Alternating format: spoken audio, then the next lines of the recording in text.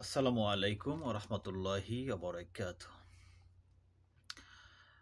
বাংলাদেশের রাজনীতির একটা সংকট চলছে বলা যায় ইতিহাসের আ সবচেয়ে ক্রিটিক্যাল সময় পার করতেছে বাংলাদেশের রাজনীতি।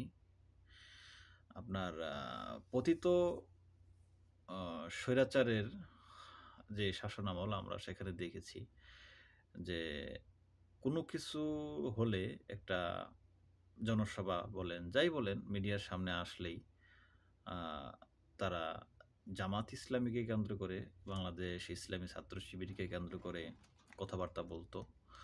আ যে ১৯৭১ সালের যেই তকমাটা, যেই ব্লেমটা দেওয়া হতো, স্বাধীনতা বিরোধী, তারপরে মানে যুদ্ধাপরাধী।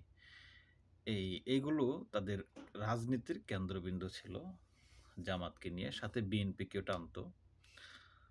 তো এর জন্য কিন্তু পাবলিক বাংলাদেশের পুরো বাংলাদেশের জনগণ তাদেরকে ২০২৪ সালের আগস্ট মাসে মানে একটা বিপ্লবের বিস্ফোরণ কিন্তু মানে এই সবগুলা মিলিয়ে তো ২৪শে আগস্টের পরে এই রাজনীতির পট পরিবর্তনের পর যখন বিএনপি রাজনীতিতে আসলো এবং সভা সমাবেশ করতেছে ওপেনলি, জামাত ইসলামও করতেছে। তো এখন বিএনপির প্রধান মানে কাজ হচ্ছে রাজনীতিটাই মানে পুরো সেম আওয়ামী লীগের মতো।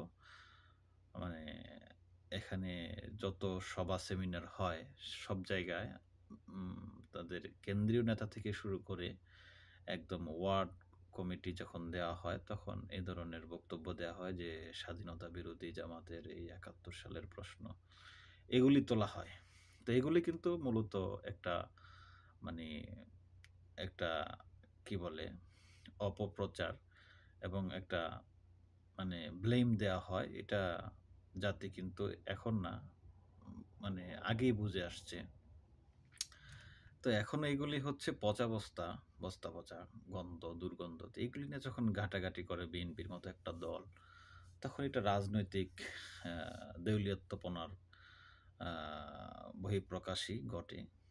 তো এখানে রাজনীতিটা করতে হবে সঠিকভাবে, স্বচ্ছভাবে।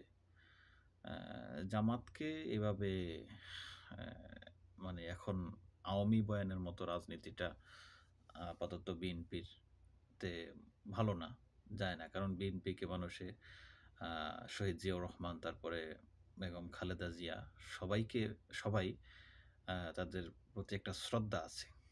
বিএনপির প্রতি একটা দুর্বলতা আছে জনগণের শুধু এই ২ টা কারণে, ২ টা লোকের জন্য। এবং অনেক অবদান আছে সেগুলো আসলে বলে এই অল্প সময়ে বলা যাবে না। তো তাদের এই কর্মকাণ্ডে মানে এখানে কিন্তু জামাত ইসলাম শুধু জামাত ইসলাম নয়। মনে করেন যে ইসলামের বাংলাদেশের মুসলমানদের যারা মানে ইসলামী সেন্টিমেন্ট লালন করে, তারা সবাই এই বক্তব্যে আহত হয় এবং তারা আ মানে বিপরীত চিন্তাভাবনা করতে শুরু করে। তো এই ধরনের আ বক্তব্য থেকে অবশ্যই বিএনপিকে সরে আসা উচিত যদি রাজনীতির ময়দানে ভালো কিছু করতে চায়।